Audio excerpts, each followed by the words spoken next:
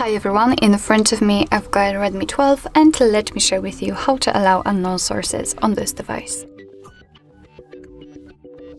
So first of all we have to enter the settings and then let's scroll in order to find privacy protection.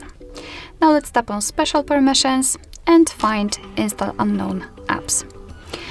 And here we will have the list of apps which are allowed or not allowed to install some content, and of course you can change it. Simply find the app, tap on it and tap on the switcher.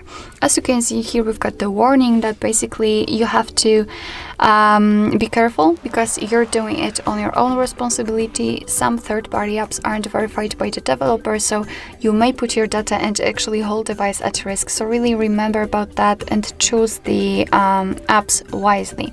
You have to take this option that you're aware of the possible risks and confirm it with OK. And as you can see right now it is active, and after getting back we can see that the Chrome is right now allowed to install some content, and of course it will be the same with all other apps. Just tap on it, tap on the switcher and it is allowed. The same situation if you want to remove the permission, because you can always do that. You can remove granted permissions.